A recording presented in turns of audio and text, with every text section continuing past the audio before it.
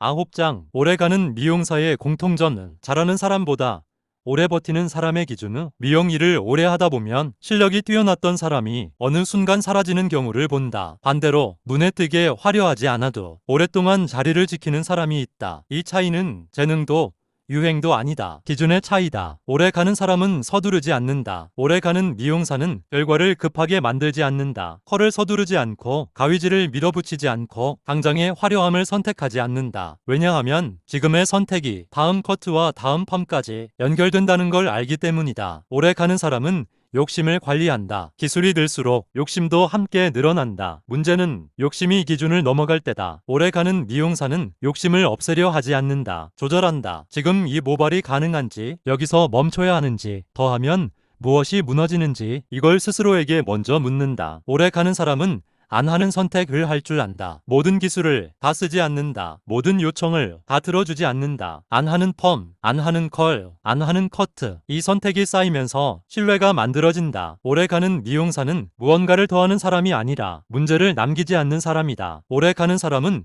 기준이 단순하다. 기준이 많아 보이지만 사실은 단순하다. 집에서 손질이 되는가? 시간이 지나도 무너지지 않는가? 모발이 더 상하지 않는가? 이 세 가지를 벗어나지 않는다. 이 기준을 지키면 유행은 따라오지 않아도 고객은 남는다. 오래 가는 사람은 결과로 말한다. 설명이 많아질수록 결과는 불안하다. 오래 가는 미용사는 설명보다 결과를 먼저 보여준다. 고객이 편해요라고 말할 때 그게 가장 정확한 평가다. 오래 가는 사람은 계속 배우듯 흔들리지 않는다. 도구는 바뀌고 기술은 늘어나지만 기준은 바꾸지 않는다. 배우는 이유는 기준을 흔들기 위해서가 아니라 기준을 지키기 위해서다. 그래서 새로운 기술 앞에서도 무리하지 않는다. 오래 가는 사람은 자기 리듬이 있다. 남과 비교하지 않는다. 누가 더 빠른지, 누가 더 화려한지보다 내가 계속 할 수 있는지를 본다. 자기 리듬을 지키는 사람은 번아웃이 적고 결과가 안정적이다. 정리. 오래가는 미용사의 공통점은 특별한 기술이 아니다. 서두르지 않는 선택,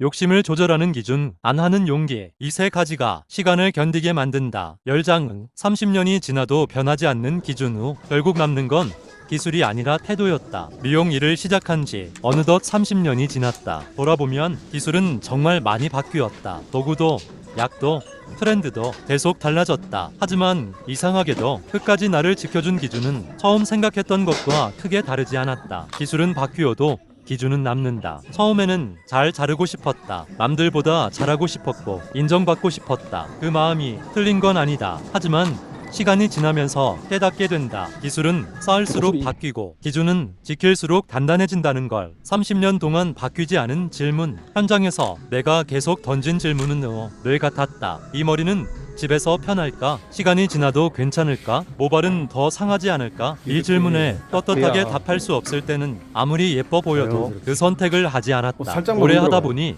알게 된 것들. 잘 되는 날보다 문제가 없었던 날이 더 좋은 날이었다. 설명이 필요 없고 다음 이야기 자연스럽게 이어질 때 그게 가장 좋은 결과였다. 그래서 점점 덜 자르게 되고 점점 덜 말하게 되고 점점 더 조심하게 됐다. 이건 법이 생겨서가 아니라 책임이 생겼기 때문이다. 기술보다 중요한 건 사람을 대하는 태도였다. 머리는 결국 사람의 일부다. 그래서 미용은 기술로 시작하지만 사람으로 끝난다. 오래가는 미용사는 머리보다 사람을 먼저 본다. 유행보다 생활을 먼저 보고 요청보다 가능성을 먼저 본다. 지금도 여전히 배우고 있다. 30년이 지났다고 다 아는 건 아니다. 다만 이제는 무엇을 배워야 하는지는 안다. 새로운 기술을 배워도 기준을 흔들지 않는 법. 이게 오래 하면서 얻은 가장 큰 공부다. 책을 덮으며 이 책에는 대단한 비법도 빠른 성공 공식도 없다. 다만 30년 동안 현장에서 지켜온 기준이 있다. 서두르지 않는 것, 욕심을 관리하는 것, 결과까지 책임지는 것. 이 기준이 지금까지 나를 이 자리에 있게 했다. 마지막 정리. 미용은 빨리 가는 사람이 아니라 끝까지 가는 사람이 이긴다. 30년이 지나도 변하지 않는 기준이 있다면 그 사람은 앞으로도 오래 간다. 에필로그. 그래도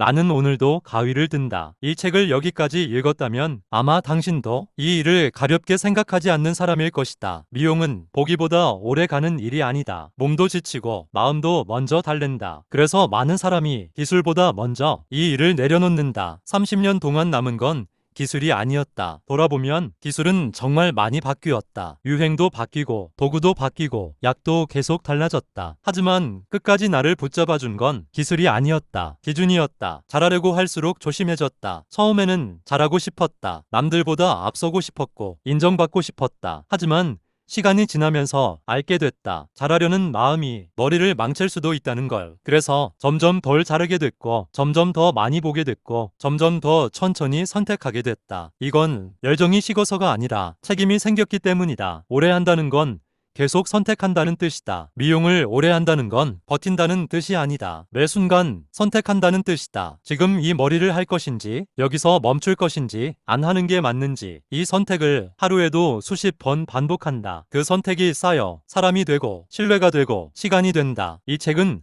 정답을 주지 않는다. 이 책에는 정답도 비법도 없다. 다만 30년 동안 내가 지켜온 기준이 있다. 서두르지 않는 것, 욕심을 관리하는 것, 결과까지 책임지는 것. 이 기준이 당신에게도 하나쯤은 남았으면 좋겠다. 그래도 우리는 오늘도 가위를 든다. 미용은 결국 사람의 일부를 다루는 일이다. 그래서 쉽지 않고 그래서 오래 간다.